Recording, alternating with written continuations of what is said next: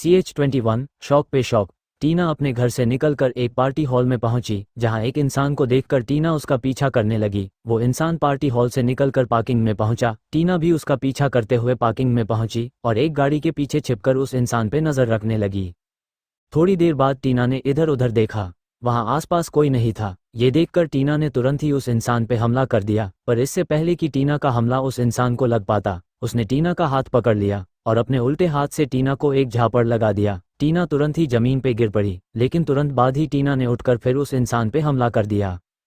पर वो इंसान पीछे हट गया और फिर हंसते हुए टीना से बोला, आज मुझे तू मिल ही गई। मैं तुम्हें और तुम्हारे दोस्तों को पिछले 100 सालों से ढूंढ रहा हूँ, पर मुझे किसी की कोई खबर नहीं मिली, लेकिन आज तू खुद चलकर मेरे सामने आ गई। अब मैं तेरे द्वारा ही तेरे दोस्तों तक पहुंचूंगा।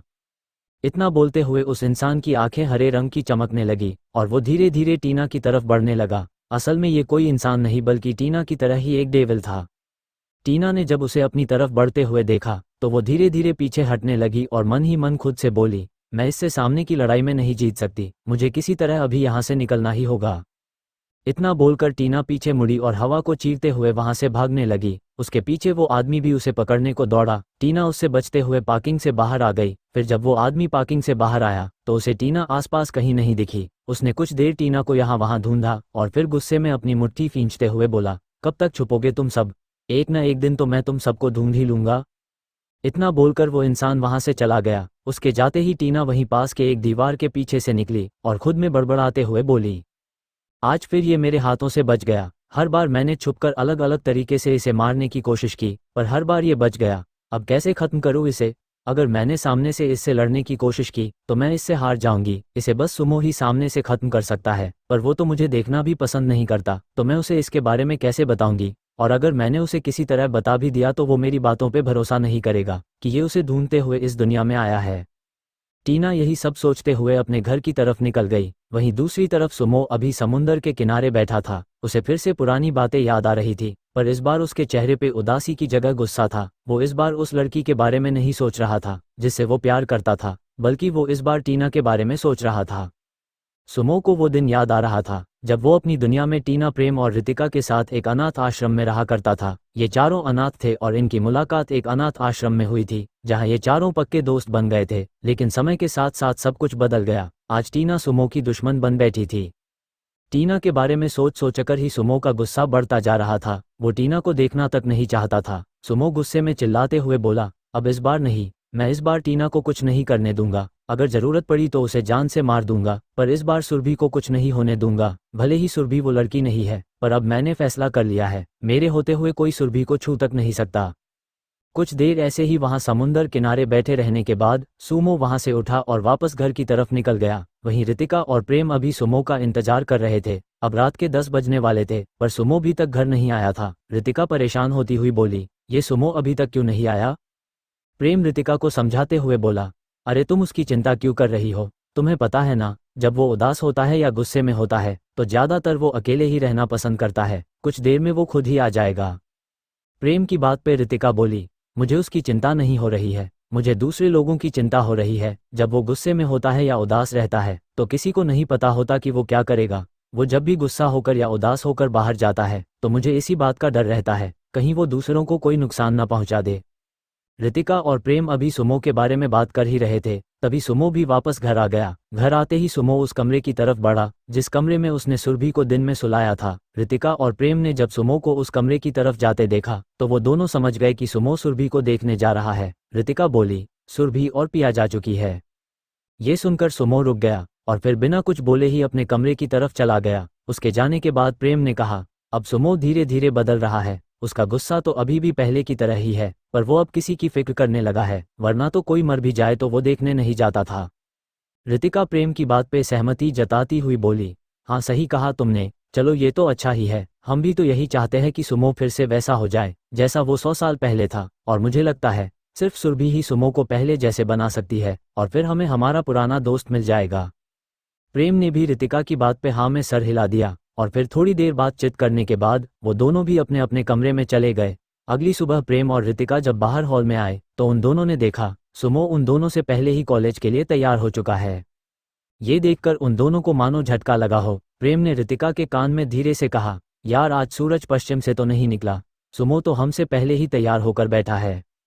रितिका ने प्रेम के पेट में कोहनी मारते हुए कहा, क्यों तुम्हें क्या अच्छा नहीं लग रहा सुमो को पहले की तरह होता देख? प्रेम अपना पेट रगड़ते हुए बोला, नहीं मेरा मतलब वो नहीं था, मुझे अच्छा लग रहा है, पर मैंने सुमो से ये उम्मीद नहीं की थी कि वो इस तरह हमसे पहले यहाँ तैयार बैठा होगा। वो दोनों फिर सुमो के पास गए और उसे मॉर्निंग विश किया। सुमो ने भी आज पहली बार उन दोनों को मॉर्निंग विश का रिप्लाई किया। ये देखकर फिर उन दोनों को एक झटका सा लगा। रितिका धीरे से प्रेम के कान में बोली, लगता है आज सच में सूरज पश्चिम से निकला है, कहीं ऐसा न हो कि आज पूरा दिन हमें सुमो की छोटी छोटी हरकतों से झटका लगता रहे। प्रेम ने भी रितिका की बात से सहमत होकर हाँ में सिर हिलाया। तभी सुमो बोला, तुम दोनों जाकर तैयार हो जाओ, मैंने नाश्ता तैयार कर दिया है, हम नाश्ता करके कॉलेज निकलेंगे। वैसे भी आज तुम दोनों ने जागने में काफ़ी देर कर दी, देखो अब सुबह के 9 बज चुके हैं। ये बात सुनकर प्रेम और रितिका को फिर से एक बार झटका लगा। 100 साल में आज पहली बार सुमो ने खुद नाश्ता बनाया था। उन दोनों को ऐसे शौक में देखकर सुमो ने पूछा, क्या हुआ, तुम दोनों ऐसे क्यों शौक हो रहे हो? रितिका और प्रेम ने एक साथ ना में सिर हिलाया और फिर चुपचाप तैयार होने चले गए। थोड़ी देर बाद जब वो दोनों तैयार होकर वापस आए तो उन्होंने पहले नाश्ता किया और फिर कॉलेज की तरफ निकल गए। कॉलेज पहुंचते ही उनकी मुलाकात पिया से हो गई, जो वहीं कॉरिडोर में अकेली खड़ी थी। पिया को देखते ही रितिका और प्रेम पिया के पास गए, लेकिन सुमो इधर उधर अपनी नजरें दौड़ाकर सुरभि को ढूंढ रहा था। पर जब उसे आसपास कहीं सुरभि नहीं दिखी तो अलग अलग जगह जाकर सुरभि को ढूंढने लगा। पिया ने सुमो को ऐसे इधर उधर किसी को ढूंढते देखा तो उसने प्रेम और रितिका से पूछा, ये सुमो को क्या हुआ है, वो किसे ढूंढ रहा है? रितिका ने जवाब दिया, और किसे ढूंढेगा, सुरभि को ढूंढ रहा है। रितिका की बात सुनकर पिया भी शौक हो गई। पिया को शौक होता देख रितिका बोली, आज सुबह से मुझे और प्रेम को भी एक से एक झटके लग रहे हैं। आज सुबह ये हमसे पहले ही कॉलेज के लिए तैयार हो गया, और तो और 100 सालों में पहली बार इसने आज नाश्ता भी बनाया था। रितिका की बात पे पिया एकदम से बोली, 100 साल? पिया की बात सुनते ही रितिका को एहसास हुआ कि उसने क्या बोल दिया है। वो जैसे ही कुछ बोलने वाली थी तभी पिया हंसते हुए बोली, लगता है आज सुबह से सुमो ने तुम दोनों को सच में काफी झटके दिए हैं, या फिर तुम कोई नशा करके आए हो। 100 साल में लोग भगवान को प्यारे हो जाते हैं, पर तुम सब अभी भी मेरे सामने खड़े हो और तुम तीनों की उम्र अभी 20 से 25 होती होगी। पिया की बात पे प्रेम हंसता हुआ बोला, सही कहा तुमने, आज सुमो ने हमें कुछ ज्यादा ही शौक कर दिया है, इसलिए रितिका का दिमाग नहीं काम कर रहा है और वो कुछ भी बोलती जा रही है। इतना बोलते हुए प्रेम ने रितिका को अपनी आंखें बड़ी करके देखा, जैसे मानो वो कह रहा हो, अपना मुंह बंद रख। रितिका ने इशारे से प्रेम को सॉरी कहा। फिर प्रेम ने पिया से पूछा, आज सुरभि कहीं नजर नहीं आ रही है, क्या आज वो कॉलेज नहीं आए है? पिया ने लंबी सांस लेते हुए कहा, यार उसके घर में कुछ प्रॉब्लम चल रही है, इसलिए वो आज सुबह ही अपने गांव गई है। पिया की बात सुनते ही प्रेम और रितिका हैरान हो गए। उन दोनों को सच में आज एक से बढ़कर एक शॉकिंग न्यूज़ मिल रही थी, पर उन दोनों को हैरान देख पिया को कुछ समझ नहीं आया। उसने उन दोनों से पूछा, क्या हुआ, तुम दोनों हैरान क्यों हो? रितिका ने कहा, कुछ नहीं, वो बस सुरभि चली गई है तो अब हमारा मन नहीं लगेगा। पिया ने कहा, अरे वो हमेशा के लिए नहीं गई है, बस कुछ दिनों के लिए गई है, कुछ दिनों के बाद वो वापस आ जाएगी। अब प्रेम और रितिका को सुरभि की चिंता होने लगी थी। उन दोनों को इस बात का डर था कि कहीं अगर गांव में सुरभि को कुछ हो गया तो क्या होगा। अगर सुमो का डेविल खून जो सुरभि के अंदर है वो उस पे हावी हो गया तो क्या होगा, कौन मदद करेगा सुरभि की? वो दोनों अब यही सोच रहे थे कि आखिर इसका क्या उपाय निकाला जाए। तभी वहां सुमो आ गया। सुमो के आते ही प्रेम ने उसे सुरभि की गांव जाने की बात बताई। प्रेम की बात सुनने के बाद सुमो भी परेशान हो गया। सुमो को परेशान होता देख पिया ने रितिका से पूछा, ये सुमो कब से दूसरों की इतनी चिंता करने लगा? पहले तो आते ही इसने सुरभि को ढूंढना शुरू कर दिया और अब उसके गांव जाने की बात सुनकर परेशान भी हो गया। कल से ही देख रही हूँ, ये काफी बदला बदला लग रहा है। कल भी सुरभि की तबीयत खराब होने पे ये परेशान हो गया था, आखिर ये इतनी जल्दी बदलने कैसे लगा है? CH22 सफर। कॉलेज पहुंचने के बाद जब सुमो को सुरभि कहीं नहीं दिखी तो वो सुरभि को पूरे कॉलेज में ढूंढने लगा, लेकिन उसे फिर भी सुरभि कहीं नहीं मिली। इधर पिया ने रितिका और प्रेम को बताया कि सुरभि किसी काम से गांव गई है। फिर उसने रितिका और प्रेम से पूछा, सुमो किसे ढूंढ रहा है? तो रितिका ने बताया वो सुरभि को ढूंढ रहा है। एक बार को तो पिया को रितिका की बातों पे भरोसा ही नहीं हुआ। तभी वहां सुमो भी आ गया। सुमो को जब सुरभि के गांव जाने की बात पता चली तो वो उदास हो गया, वो सुरभि के लिए परेशान हो गया। इधर पिया को कुछ समझ ही नहीं आ रहा था को आखिर सुमो सुरभि के लिए परेशान क्यों हो रहा है। सुमो के साथ साथ रितिका और प्रेम भी सुरभि के लिए परेशान थे। उन तीनों को डर था कि अगर गांव में सुमो का डेविल खून जो सुरभि के अंदर है वो सुरभि पे हावी हो गया तो कौन उसकी मदद करेगा। थोड़ी देर बाद पिया ने टाइम देखते हुए कहा, चलो हम क्लासरूम में चलते हैं। सभी क्लासरूम की तरफ बढ़ गए। क्लास में आने के बाद भी सुमो अपनी जगह पे बैठा हुआ सुरभि के बारे में ही सोच रहा था। ना जाने क्यों सुरभि के ना दिखने से उसका दिल बेचैन होता जा रहा था। सुमो अभी खुद से ही ये सवाल कर रहा था, आखिर मेरा दिल सुरभि के ना दिखने से इतना बेचैन क्यों हो रहा है। पर सुमो को खुद से कोई जवाब नहीं मिल रहा था। वो पूरा दिन बस उदास होकर क्लासरूम में बैठा रहा। सुमो को ऐसे उदास देख उसके सभी दोस्तों को भी अच्छा नहीं लग रहा था, पर उन्हें इस बात की भी खुशी थी कि आज सुमो सुरभि के लिए उदास है। इसका मतलब है सुमो धीरे धीरे सुरभि के करीब हो रहा है। सुमो को उदास देख रितिका बोली, यार क्या हम कुछ ऐसा नहीं कर सकते जिससे सुमो खुश हो जाए। सुमो के उदासी से अच्छा तो उसका गुस्सा ही है। इसे उदास देखकर मुझे बहुत बुरा लग रहा है।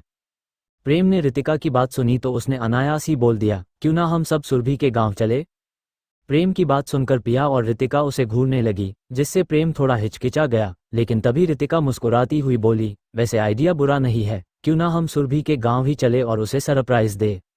लेकिन तभी पिया मना करती हुई बोली, नहीं, ये कोई अच्छा आइडिया नहीं है। सुरभि को उसके घर से कॉल आया था, उसके घर में कुछ प्रॉब्लम चल रही है। इस समय वो खुद ही परेशान है, तो हम वहां जाकर उसे और परेशान नहीं कर सकते हैं।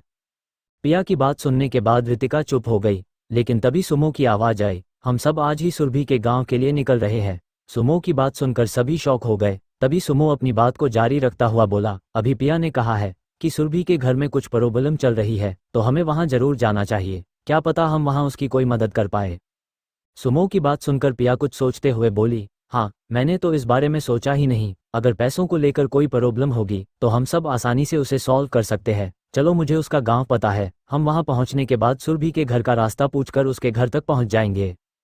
फिर कॉलेज से निकलकर वो सभी सुमो के कार में बैठ गए। पिया ने कहा, हमें कुछ खाने के लिए ले लेना चाहिए। सुरभि का गांव पहुंचने में हमें रात हो जाएगी, और रास्ते में कुछ खाने को मिलेगा या नहीं मुझे नहीं पता है। मैं कभी सुरभि के गांव गई नहीं हूं। वैसे भी मुझे तो अभी से भूख लग रही है।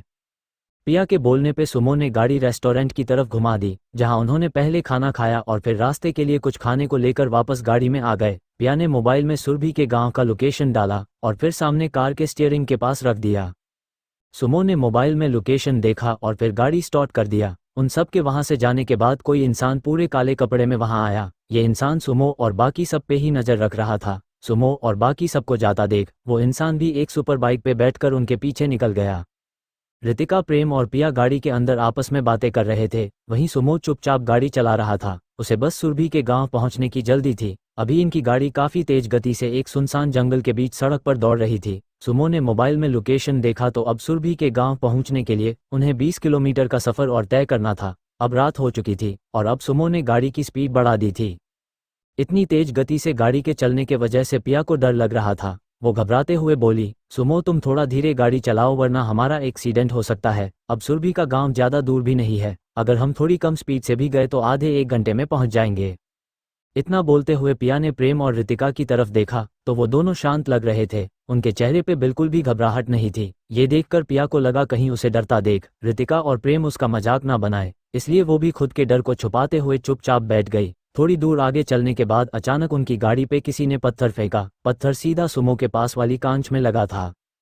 पत्थर के लगते ही सुमो का ध्यान गाड़ी की बाहर के तरफ गई। तभी सुमो का ध्यान हटते ही पिया जोर से चिल्लाई, सुमो सामने देखो। सुमो ने जब सामने देखा तो आगे सड़क पे एक बड़ा सा पत्थर रखा था। सुमो ने तुरंत ही जोर से ब्रेक लगा दी, पर गाड़ी काफी स्पीड में थी और ब्रेक लगाने के बाद भी गाड़ी उस पत्थर से टकरा जाती। इसलिए सुमो ने स्टीयरिंग को एक बार में पूरा मोड़ दिया और साथ ही साथ उसने हैंड ब्रेक भी खींच दी। गाड़ी के दाईं तरफ का दोनों टायर हवा में उठ गया और उनकी गाड़ी एक तरफ पलटने को होने लगी। लेकिन तभी पीछे बैठे रितिका और प्रेम ने अपनी पावर का यूज किया और गाड़ी के दाईं तरफ जोर की लात मारी, जिससे गाड़ी अचानक ही जमीन पे सीधी हो गई। पिया ने आंख बंद करके राहत की सांस ली। उसका दिल जोरों से धड़क रहा था। खुद को थोड़ा शांत करने के बाद पिया ने अपनी आंख खोली तो उसने देखा रितिका, प्रेम और सुमो अभी भी बिल्कुल शांत थे। ये देखकर पिया हैरान रह गई। पिया उन तीनों से पूछा, क्या तुम तीनों को डर नहीं लगता है? अभी हम मरते मरते बचे हैं, फिर भी तुम तीनों शांत हो, आखिर कैसे? रितिका भी डरने की एक्टिंग करते हुए बोली, डर तो हमें भी लगा, देखो अभी भी हमारा दिल जोरों से धड़क रहा है। पिया ने झुंझलाते हुए कहा, मुझे पता है तुम एक्टिंग कर रही हो, तुम लोग कैसे इंसान हो यार। यहाँ अभी हम मरते मरते बचे हैं और तुम्हें एक्टिंग सूझ रही है। पिया डर के मारे ये सब बोले जा रही थी, लेकिन उसे कहाँ पता था कि जिन तीनों के साथ वो अभी थी और जिन्हें वो इंसान बोल रही थी, असल में वो तीनों तो इंसान थे ही नहीं, वो तीनों तो डेविल थे। जहाँ कार के अंदर वो सभी ये सोच रहे थे कि आखिर इतना बड़ा पत्थर रोड पे आया कैसे, और वो छोटा सा पत्थर कहाँ से आया था जो कुछ देर पहले उसके गाड़ी के कांच में लगा था। वहीं कुछ लोग झाड़ियों के पीछे छुपकर उसके गाड़ी पे नजर रख रहे थे। वो सभी किसी के गाड़ी से निकलने का इंतजार कर रहे थे। थोड़ी ही देर में सुमो कार से बाहर आया। सुमो के बाहर आते ही उसके आसपास लगभग 10 आदमी उसे घेर कर खड़े हो गए और उससे पैसे मांगने लगे। ये सभी आदमी लुटेरे थे, यहाँ से रात को गुजरने वाले गाड़ियों को रोककर उनसे उनके पैसे लूटा करते थे। सुमो ने उन सभी आदमियों की बात सुनी तो उसे बहुत गुस्सा आया। वो गुस्से में उन सभी लोगों की तरफ बढ़ा। तभी अचानक किसी गाड़ी की लाइट सुमो के आंखों पे पड़ी, जिससे उसकी आंखें बंद हो गई। थोड़ी देर बाद जब लाइट बंद होने पे सुमो ने अपनी आंखें खोली तो वहां मौजूद वो सभी आदमी जो सुमो से पैसे मांग रहे थे, वो सभी जमीन पे पड़े हुए थे। ये देखकर सुमो हैरान हो गया। उसे समझ नहीं आ रहा था कि इतने कम समय में इनकी ये हालत कौन कर सकता है। उसे तो इनके पिटाई की आवाज़ भी उसके कानों में नहीं पड़ी। फिर जब सुमो ने आगे सड़क की तरफ देखा तो वहां दूर एक बाइक जाते हुए दिख रही थी। उस बाइक को देखते हुए सुमो ने कहा, ये कौन हो सकता है? इसने इतने आदमियों को इतनी जल्दी बिना आवाज़ किए कैसे मार दिया? ये बोलते ही सुमो के दिमाग में किसी का नाम आया और फिर वो तेजी से अपनी कार की तरफ बढ़ा। लेकिन तभी उसकी नज़र सड़क पे पड़े बड़े से पत्थर पे गई। सुमो ने देखा उस पत्थर की वजह से उसकी कार आगे नहीं जा सकती। वहां पत्थर के बगल में थोड़ी सी जगह तो थी, पर उससे सिर्फ साइकिल या बाइक ही गुजर सकती थी। सुमो ने बिना कुछ सोचे समझे उस पत्थर को हटा दिया और फिर तेजी से अपनी कार में चला गया, जहां पिया अपना मुंह खोलकर उसे ही देख रही थी। पिया को देखते ही सुमो ने अपना माथा पकड़ लिया और गुस्से में खुद को कोसता हुआ बोला, अरे यार, ये मैंने क्या कर दिया? बिना कुछ सोचे समझे ही इतने बड़े पत्थर को हटा दिया। अब मैं पिया के सवालों का क्या जवाब दूं? सुमो अभी कुछ सोच ही रहा था, तभी पिया ने हैरानी भरी आवाज में पूछा, सुमो, तुमने ये कैसे किया? इतने बड़े पत्थर को अकेले ही कैसे हटा दिया तुमने? तभी सुमो के दिमाग में एक उपाय आया। वो पिया से बोला, ये पत्थर नकली था, इसे तो कोई भी हिला सकता है। पिया को सुमो की बात पे विश्वास नहीं हुआ। वो बोली, पर ये पत्थर तो असली लग रहा है, रुको तुम, मैं अभी चेक करती हूँ। पिया की बात सुनकर सुमो सोच में पड़ गया कि अब वो क्या करे। तभी पिया गाड़ी से उतरी और उस पत्थर के पास गई और उसे हिलाने की कोशिश करने लगी, लेकिन वो पत्थर नहीं हिला। उसने दोबारा कोशिश की पर फिर भी कुछ नहीं हुआ, वो पत्थर 1 इंच भी नहीं हिला। तब पिया वापस कार में वापस आई और बोली, ये पत्थर तो बिल्कुल असली है, तो फिर तुमने उसे कैसे हटाया? सुमो के पास अब कोई जवाब नहीं था, पर तभी रितिका मुस्कुराती हुई बोली, अरे यार, तुम्हारे अंदर ताकत ही कितनी है जो तुम उस नकली पत्थर को भी हिला पाती। देखो मैं और प्रेम कैसे उस पत्थर को हिलाते हैं। तभी रितिका की बात काटती हुई पिया फिर से बोली, हाँ, मुझे पता है कि तुम तीनों उस पत्थर को हिला सकते हो और मैं कमजोर नहीं हूँ, बल्कि तुम तीनों अजीब हो। क्या तुम्हें याद है जब तुम दोनों सुमो और सुरभि के बारे में मॉल में बातें कर रहे थे? उस समय मैंने तुम दोनों की बात सुनी थी, पर मुझे लगा शायद मैंने कुछ गलत सुन लिया है। आखिर कोई इंसान 100 साल से भी ज्यादा कैसे जिंदा रह सकता है? फिर उस दिन सुमो को दीवार पे उछलता देख मैंने उसे भी इग्नोर कर दिया और तुम्हारी बात मान ली कि सुमो ने मार्शल आर्ट की ट्रेनिंग ली हुई है। पर आज सुमो ने जो किया है वैसा कोई अकेला इंसान नहीं कर सकता है। तो अब तुम सब मुझे बताओ, तुम तीनों मुझसे क्या छुपा रहे हो? CH23 सुरभि का घर। सुमो, रितिका, प्रेम और पिया जब सुरभि के गांव जा रहे थे तब रास्ते में कुछ लुटेरे ने सड़क पे पत्थर रखकर उनका रास्ता रोक दिया। फिर जब सुमो उन लुटेरों से लड़ने गया तभी किसी अनजान शख्स ने उन लुटेरों को पीट दिया और बिना अपना चेहरा दिखाए और बिना कुछ बोले वहां से चला गया। सुमो ने जब दूर एक बाइक को जाते देखा तो उसने उसका पीछा करने का सोचा, लेकिन तभी उसकी नज़र सड़क पे पड़े बड़े से पत्थर पे गई। सुमो ने पहले उस पत्थर को हटाया, फिर अपनी कार में आ गया, लेकिन जब उसने कार में पिया को हैरान देखा तो वो समझ गया अब पिया क्या पूछने वाली है। इसलिए सुमो ने झूठ बोल दिया कि वो पत्थर नकली था।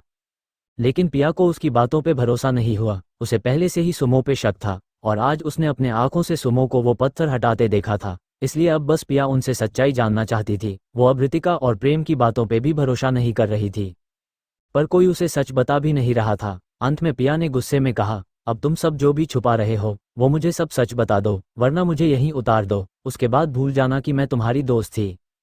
पिया की ये बात सुनकर सभी शौक हो गए। फिर जब पिया कार से उतरने लगी तभी रितिका ने उसे रोक लिया। सुमो ने रितिका की तरफ देखते हुए कुछ ना बताने का इशारा किया।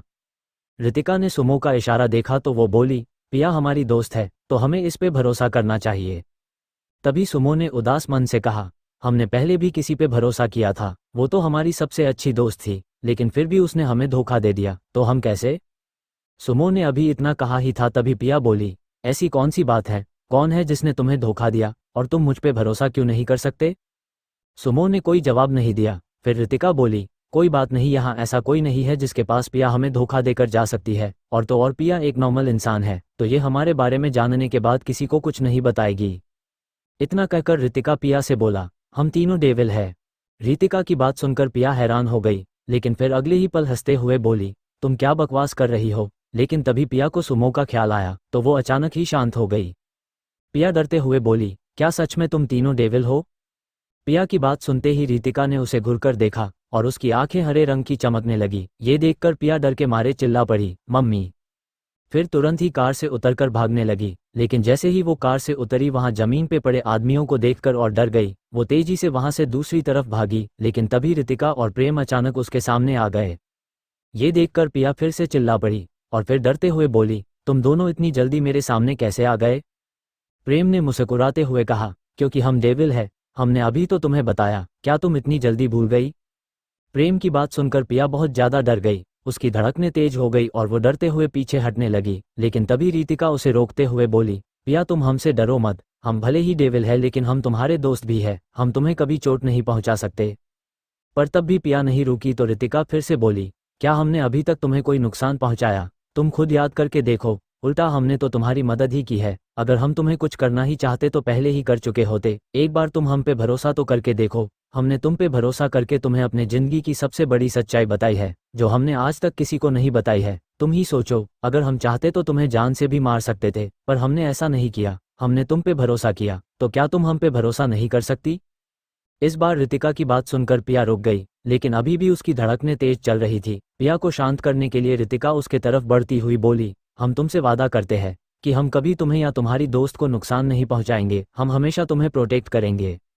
ये बोलते हुए रितिका धीरे धीरे पिया के पास गई और उसके तरफ अपना हाथ बढ़ाया। फिर पिया ने भी डरते हुए अपना हाथ आगे बढ़ाया। रितिका ने धीरे से पिया का हाथ पकड़ा और उसे गले लगाती हुई बोली, डोंट वरी, तुम्हें हमसे डरने की कोई जरूरत नहीं है, हम अभी भी तुम्हारे दोस्त ही है, तुम हमारे साथ बिल्कुल वैसे ही रहो जैसे पहले थी।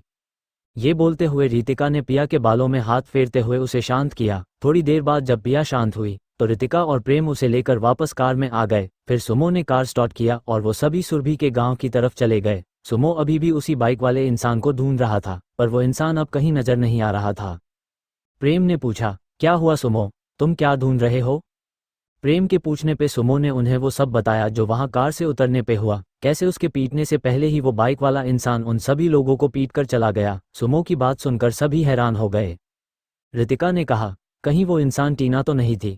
सुमो ने अपनी मुट्ठी खींचते हुए कहा, मुझे भी वैसा ही लग रहा है, अगर वो टीना थी तो इस बार मैं उसे नहीं छोड़ने वाला, बस एक बार वो मुझे दिख जाए। पिया को तो अभी भी थोड़ा डर लग रहा था, पर उन तीनों की बात सुनकर पिया ने पूछा, ये टीना कौन है। रितिका ने मुस्कुराते हुए कहा, वही बंदरिया जिसने उस दिन हमारे घर में तबाही मचाई थी। पिया हैरान होती हुई बोली, तो इसका मतलब वो कोई बंदरिया नहीं बल्कि एक लड़की है। रितिका ने हाँ में सिर हिला दिया। तभी पिया ने फिर से पूछा, लेकिन तुम लोगों का उससे क्या संबंध है। पिया के इस सवाल पे सुमो ने कहा, तुम इतना समझ लो कि पहले वो हमारी बहुत अच्छी दोस्त थी, पर अब वो हमारे दुश्मनों में से एक है। सुमो की बात सुनते ही पिया ने फिर से पूछा, तो क्या तुम लोगों के और भी दुश्मन है। सुमो कुछ बोलता उससे पहले ही प्रेम बोला, देखो तो इसे, अभी थोड़ी देर पहले हमसे डर रही थी और अब हमसे इतने सारे सवाल पूछ रही है। प्रेम की बात सुनकर रितिका हंस पड़ी, वहीं पिया का मुंह बन गया। तभी रितिका ने हंसते हुए पिया से कहा, तुम चिंता मत करो, अब तुम्हें हमारे बारे में इतना कुछ पता चल ही गया है तो धीरे धीरे बाकी सब भी पता चल जाएगा, पर अभी तुम ये सब सवाल पूछना बंद करो, हम इतने सारे सवालों का जवाब एक साथ नहीं दे सकते।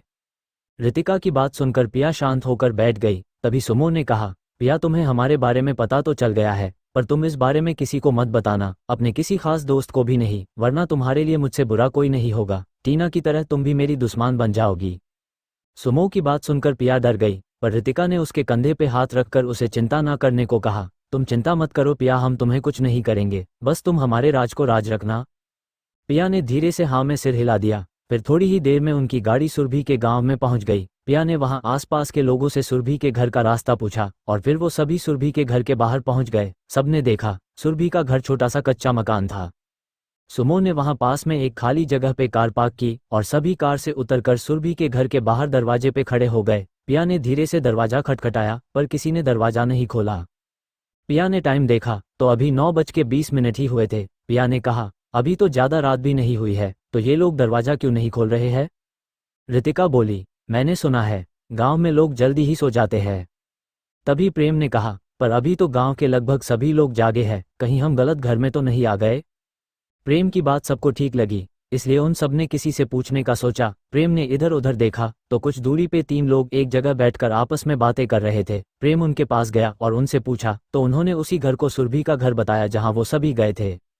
इस बार सुमो ने थोड़ा जोर से दरवाजा बजाया। थोड़ी ही देर में अंदर से किसी ने गुस्से में बड़बड़ाते हुए दरवाजा खोला। कौन है?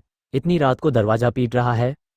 सबने देखा, सुरभि ने ही दरवाजा खोला है। सुरभि ने तो गुस्से में दरवाजा खोला था, पर जैसे ही उसने सुमो को देखा वो चुप हो गई और एक टक सुमो को ही देखने लगी। तभी पिया ने सुमो को साइड करते हुए सुरभि को गले लगा लिया। सुरभि ने सबको देखा तो वो बहुत खुश हो गई।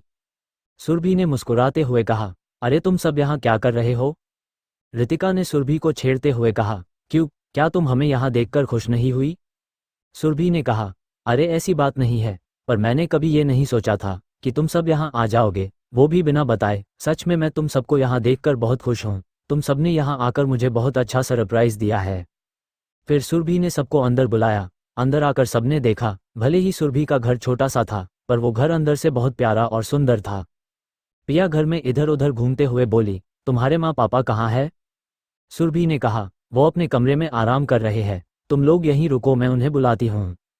सुरभि अपने माँ पापा के कमरे में गई और उन्हें सबसे मिलवाने के लिए बाहर ले आई। फिर सुरभि ने सबको अपने माँ पापा से मिलवाया। सुरभि के माँ पापा को भी सबसे मिलकर काफ़ी अच्छा लगा। सुरभि ने उन सबको वहाँ बैठकर बात करने को कहा और फिर सबके लिए चाय बनाने चली गई।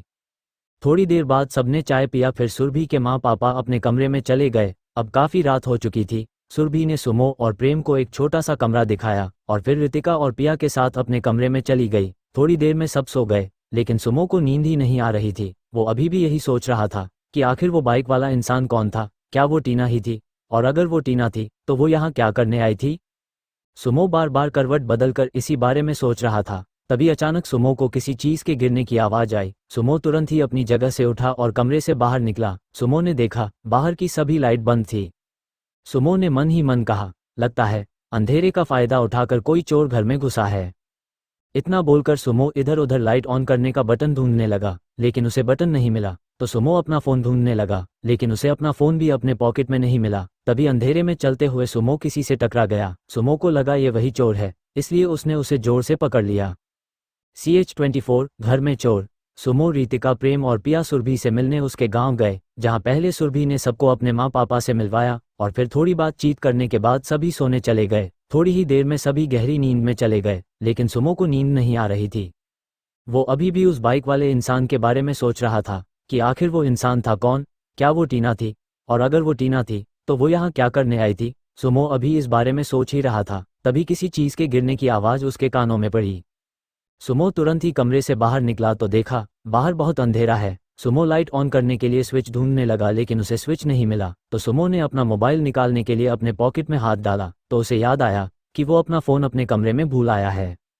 सुमो ने कहा, मैं अगर फ़ोन लेने गया तो शायद ये चोर भाग सकता है, मुझे अंधेरे में ही इस चोर की पकड़ना होगा। वो आवाज़ किचन की तरफ से आई थी। सुमो हल्के हल्के कदमों से चलकर किचन में गया। तभी अचानक सुमो किसी से टकरा गया और उसके साथ जमीन पे गिर पड़ा। सुमो को लगा शायद ये वही चोर है, इसलिए उसने उसे पकड़ लिया। तभी किसी लड़की की आवाज़ आई, सुमो तुम ये क्या कर रहे हो, छोड़ो मुझे। आवाज़ सुनकर सुमो ने देखा, उसने जिसे पकड़ रखा था वो कोई चोर नहीं बल्कि सुरभि थी। ये देखकर सुमो अचानक से हड़बड़ा गया और तुरंत ही सुरभि से दूर होकर खड़ा हो गया। अब सुमो को खुद में ही अजीब फील हो रहा था। उसने धीमी आवाज में सुरभि से कहा, सॉरी, वो मुझे लगा शायद कोई चोर है और अंधेरे में कुछ साफ से दिखाई भी नहीं दे रहा था, इसलिए मैंने तुम्हें ही चोर समझ लिया था।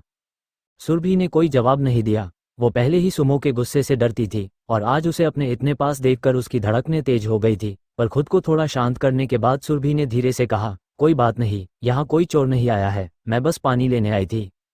सुमो ने पूछा, पर तुम इस अंधेरे में कैसे इधर उधर चल पा रही हो? मुझे तो कुछ साफ साफ दिखाई भी नहीं दे रहा है। मैं बड़ी मुश्किल से किसी तरह इस अंधेरे में किचन तक पहुंचा हूँ।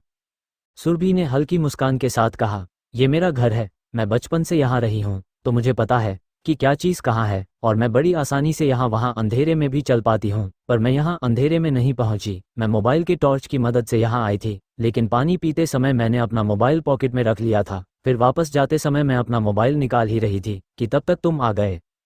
सुमो ने फिर से सुरभि को सॉरी कहा और वहाँ से वापस जाने के लिए मुड़ा। तभी सुरभि ने उसे रोकते हुए कहा, रुको, मैं तुम्हें कमरे तक छोड़ आती हूँ, वरना अंधेरे में तुम्हें चोट लग सकती है। सुरभि ने अपना मोबाइल निकाला और सुमो को कमरे तक छोड़ने गई। फिर जब सुरभि वापस अपने कमरे में जाने के लिए मुड़ी तभी उसने पास के एक दीवार पे छिपकली को देखा तो डर के मारे पीछे हटी और सुमो से जा टकराई। सुमो भी सुरभि को बचाने के चक्कर में जमीन पे गिर पड़ा। अब सुमो नीचे जमीन पे था और सुरभि ठीक उसके ऊपर। सुरभि का चेहरा ठीक सुमो के चेहरे के सामने था और उन दोनों के होठ आपस में मिले हुए थे। उन दोनों ने कभी भी ऐसी किस के बारे में नहीं सोचा था। अब उन दोनों की धड़कनें भी काफी तेज चल रही थी।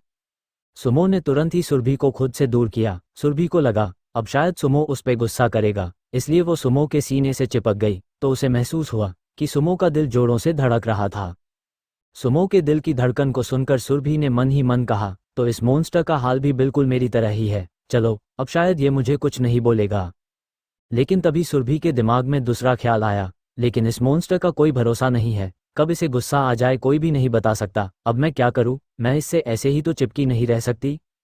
उधर सुमो का बुरा हाल था। वो 100 सालों के बाद किसी लड़की के इतने करीब आया था। उसको कुछ समझ ही नहीं आ रहा था कि आखिर वो क्या करे, लेकिन पता नहीं क्यों सुरभि के पास होने से उसे एक अलग सा एहसास हो रहा था। उसे एक अलग सा सुकून मिल रहा था, बिल्कुल वैसा ही जैसा 100 साल पहले उस लड़की के करीब जाने पे होता था। उस लड़की का ख्याल आते ही सुमो ने तुरंत ही सुरभि को दूर किया। फिर वो दोनों खड़े हो गए। खड़े होते ही सुरभि ने सॉरी कहा और बिना सुमो का जवाब सुने ही वहां से भाग गई। सुरभि के जाने के बाद सुमो भी बेड पे आ गया, लेकिन अभी भी उसे नींद नहीं आ रही थी। पहले सुमो उस बाइक वाले इंसान के बारे में सोच रहा था और अब वो सुरभि के बारे में सोच रहा था। आज सुरभि के पास जाने पे उसे जो एहसास हुआ, सुमो उस एहसास को कभी नहीं भूल सकता था। सुमो ने कुछ देर सोने की कोशिश की, पर जब उसे नींद नहीं आई तो वो फिर से कमरे से निकलकर बाहर आ गया। अब सुमो समझ ही नहीं पा रहा था कि वो क्या करे जिससे उसे नींद आ जाए, इसलिए उसने थोड़ी देर टहलने का फैसला किया। सुमो वहीं आंगन में कुछ देर टहलने लगा। उधर सुरभि का भी हाल भी सुमो जैसा ही था। उसकी नींद भी अब उड़ चुकी थी। उसके दिल में एक अलग सी हलचल मची हुई थी। वो बार बार सुमो के बारे में ही सोच रही थी। कुछ देर बाद वो भी अपने कमरे से निकलकर बाहर आई तो उसने देखा सुमो वहीं आंगन में टहल रहा है। सुमो को देखकर सुरभि ने एक बार को वापस जाने का सोचा, लेकिन फिर कुछ सोचकर वो भी आंगन में आकर बैठ गई। सुमो ने सुरभि को देखा तो उसे कुछ समझ ही नहीं आया कि वो क्या बोले। सुमो भी चुपचाप सुरभि से थोड़ी दूर बैठ गया। सुमो ने एक नज़र सुरभि को देखा तो सुरभि भी उसी की तरफ देख रही थी। फिर जैसे ही दोनों की नज़र मिली, दोनों ने हिचकिचाकर अपनी नज़रें नीचे कर ली। कुछ देर ऐसे ही शांत बैठे रहने के बाद सुरभि ने सोचा, आज इस मॉन्स्टर को क्या हुआ है। वैसे तो किसी भी बात के लिए तुरंत ही गुस्सा हो जाता है, लेकिन अभी कुछ नहीं बोल रहा, जबकि मैंने बिना परमिशन के इसे किस कर दिया। हाँ माना कि गलती से किया, पर किस तो किस होता है। ये सब सोचते हुए सुरभि ने अपने ही माथे पर हल्का सा हाथ मारते हुए खुद से कहा, यार सुरभि, तू भी क्या सब सोच रही है। तू क्या चाहती है कि ये मॉन्स्टर गुस्सा करे। जो भी हुआ गलती से हुआ, तूने जानबूझकर तो नहीं किया, और ये मॉन्स्टर भी तो तेरे ऊपर गिरा था। इधर सुमो भी असमंजस में फंसा था। वो सुरभि से कुछ बोलना तो चाहता था, पर उसे समझ ही नहीं आ रहा था कि आखिर वो बोले तो क्या बोले। कुछ देर बाद दोनों ने कुछ बात करने का फैसला किया और एक साथ ही बोल पड़े, क्या मैं एक बात पूछूं। एक दूसरे की बात सुनकर दोनों फिर से एक साथ बोले, ठीक है, पहले तुम पूछो। तब सुमो ने सुरभि को रुकने का इशारा करते हुए कहा, पहले मैं पूछता हूँ, फिर तुम पूछ लेना। सुरभि ने हाँ में सिर हिलाया और मन ही मन बोली, ये सच में मॉन्स्टर ही है। लोग पहले दूसरों को पूछने का मौका देते हैं, पर यहाँ तो पहले यही अपने सवाल पूछ रहा है। अब पता नहीं ये क्या पूछने वाला है। तभी सुमो ने पूछा, क्या तुम मुझे बता सकती हो कि तुम गांव क्यों आई। तुमने पिया को भी कुछ नहीं बताया। सुमो का सवाल सुनकर सुरभि चुप हो गई और उसका चेहरा उदास हो गया। सुमो ने सुरभि को निराश देखा तो बोला, कोई बात नहीं, अगर तुम नहीं बताना चाहती तो मत बताओ।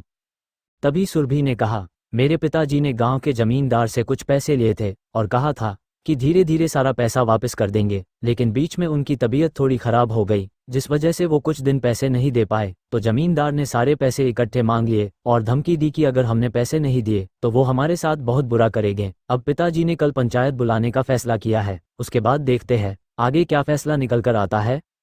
अब सुमो समझ गया कि सुरभि को अचानक गांव क्यों आना पड़ा। सुमो ने कुछ सोचते हुए पूछा, कितने पैसे लिए थे तुम्हारे पापा ने।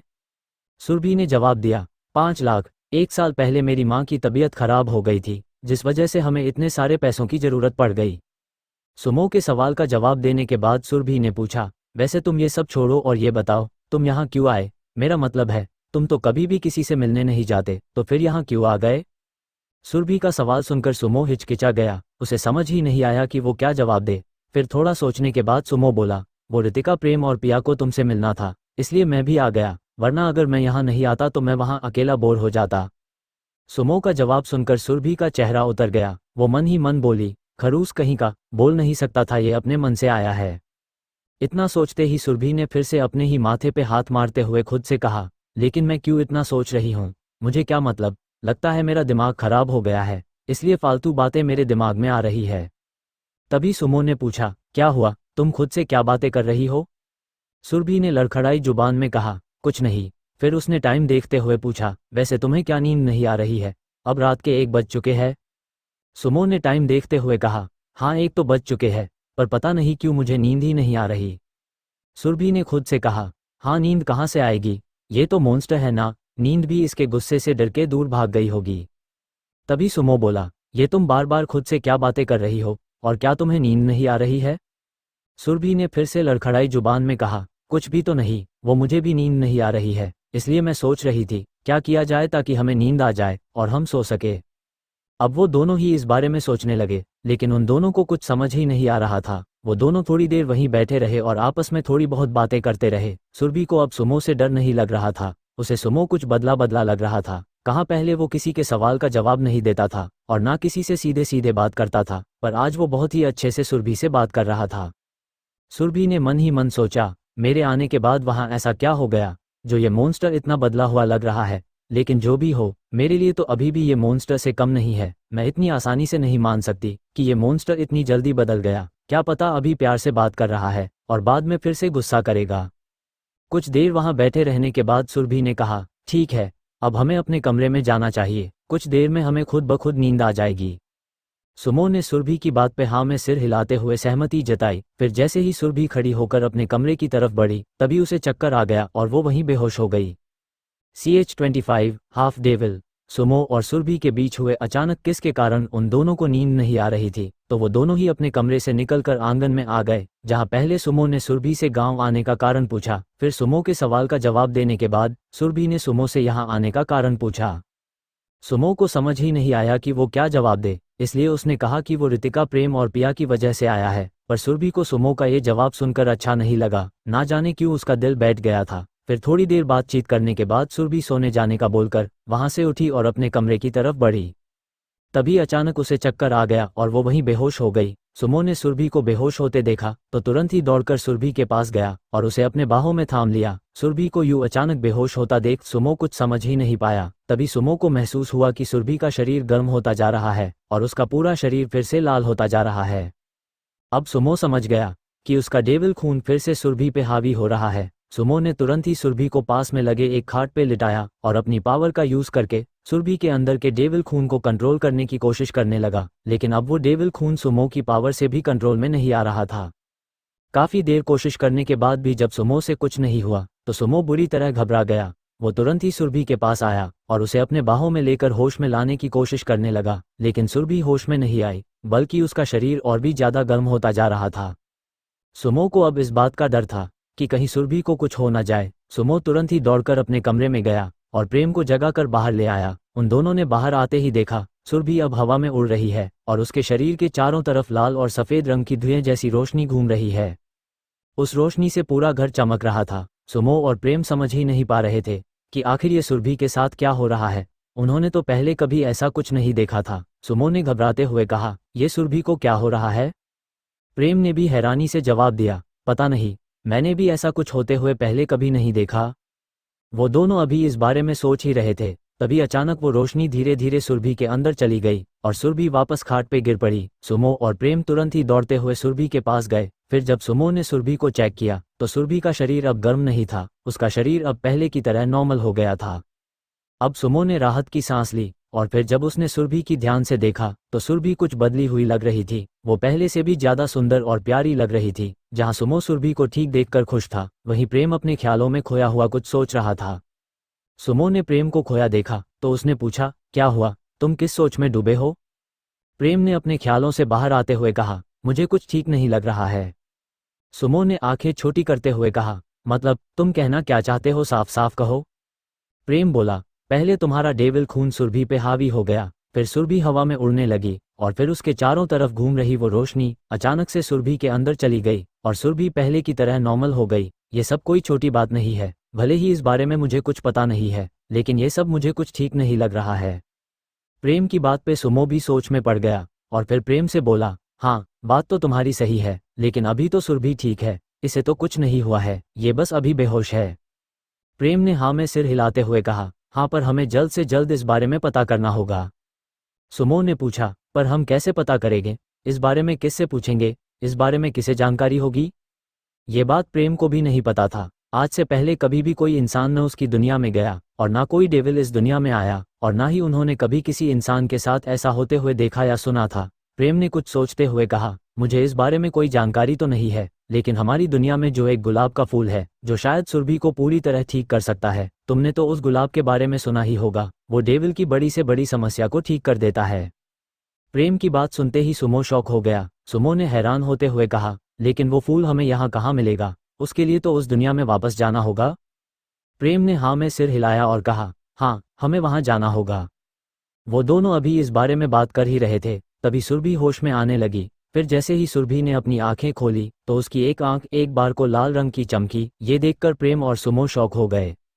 इधर सुरभि ने जब खुद को सुमो के बाहों में पाया तो उसकी धड़कनें फिर से तेज हो गई। वो खुद को इस तरह सुमो के बाहों में देखकर हैरान हो गई, लेकिन सुमो के बाहों में उसे एक अलग तरह का सुकून मिल रहा था। उसे सुमो के पास होकर कुछ जाना पहचाना एहसास हो रहा था। वो सुमो से दूर तो होना चाह रही थी, पर उसका दिल चाह रहा था कि वो ऐसे ही सुमो के बाहों में रहे।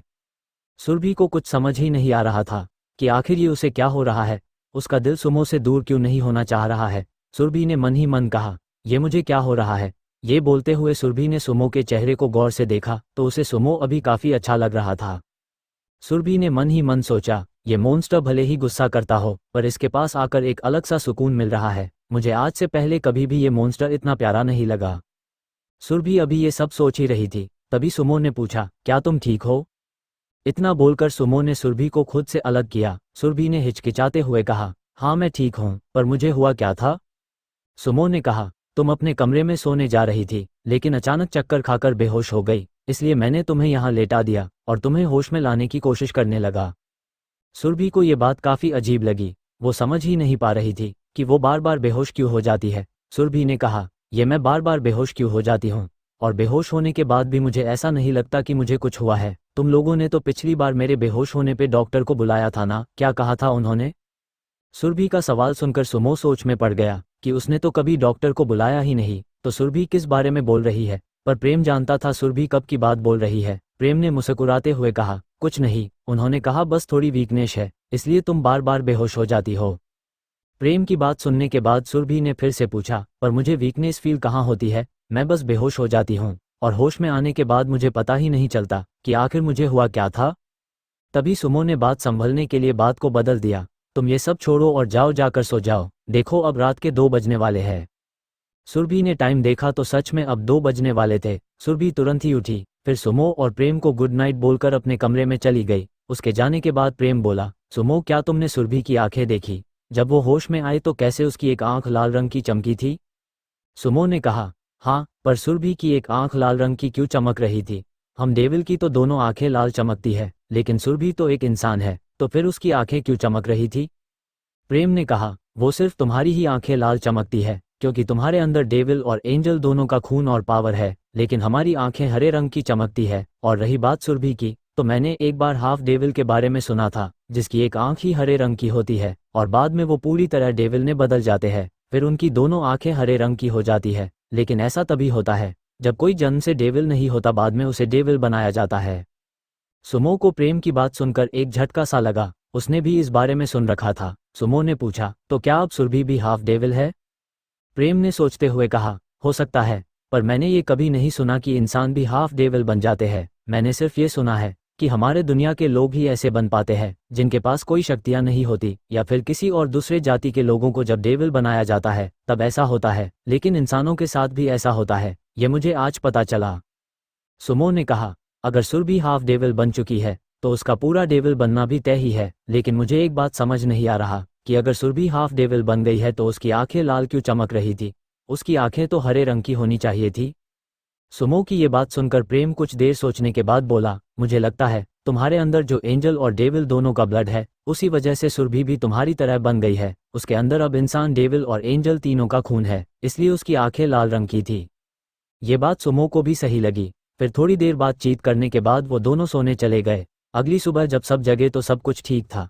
प्रेम ने सुमो से कहा, यार अब तक तो सब ठीक है, सुरभि ने अभी कोई धमाल नहीं मचाया है, वरना मुझे तो लगा वो अपनी शक्तियों से अनजान होकर तबाही मचा देगी।